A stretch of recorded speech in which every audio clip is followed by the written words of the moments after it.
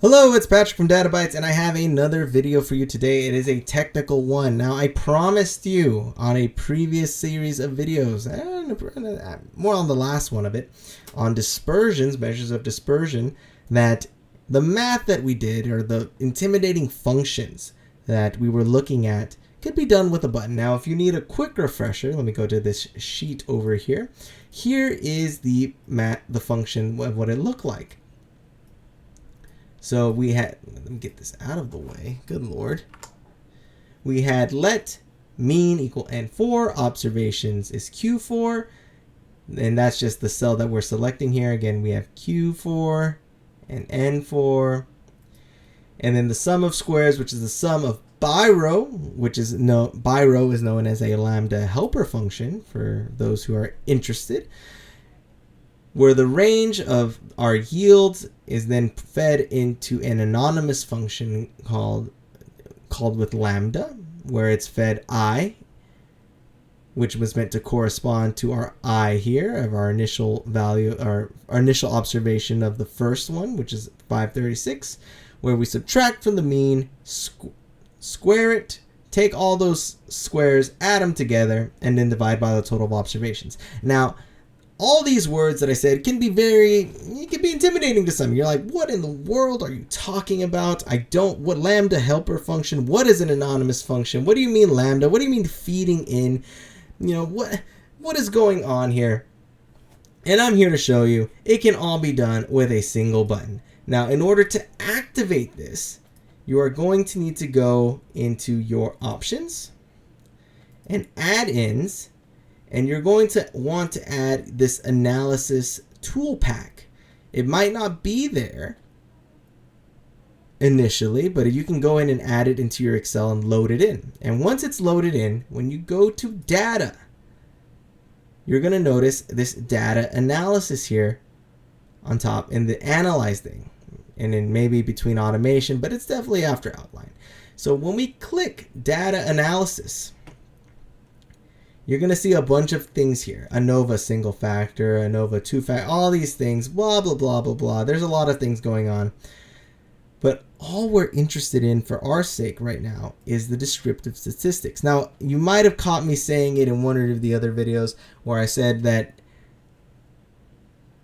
really all these things, measures of central tendency, these measures of dispersion, they're all descriptive statistics. And descriptive statistics means we are describing the data set in a single value or a range of values. So we have mean, median, mode, variance, standard deviation, range.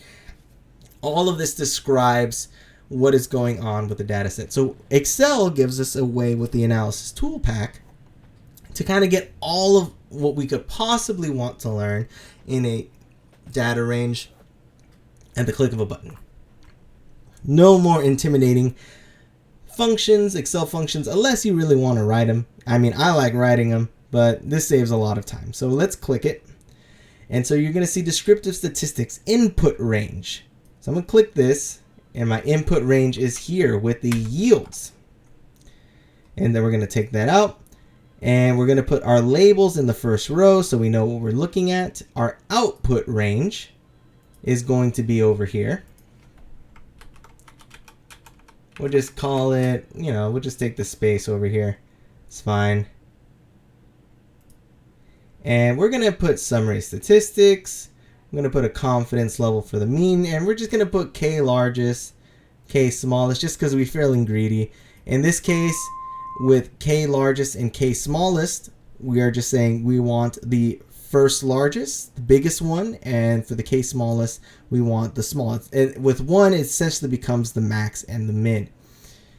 So we're going to go ahead and hit OK, and look at the magic. All of a sudden, we have everything here that we could possibly want. So we have our mean, which is 999.92, our standard error, which we have not covered yet, the median, the mode, the standard deviation, sample variance, kurtosis, I believe, skewness. Again, these things really don't matter, but if you really want to dive into it, maybe you're a statistician who really likes digging into your data sets like this, it will matter. But for most people, it doesn't really matter. Again, here we have our sum, our maximum, our minimum, our k largest. Again, because we had 1, it's the same. You'll notice it's the same as the maximum and minimum. And the confidence interval of 95%, 6.8444. And now if we look in our previous sheet, we will see it is really the same thing. So what would we have here? Standard deviation 3491728, blah, blah, blah. 349.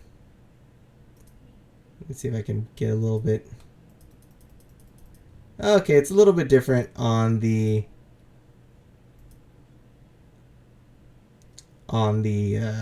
decimals here, but it's basically the same. Let's see if we go here. Maybe it's a little bit different.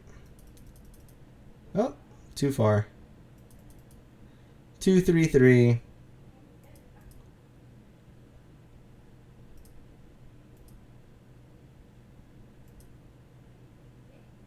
Oh wait.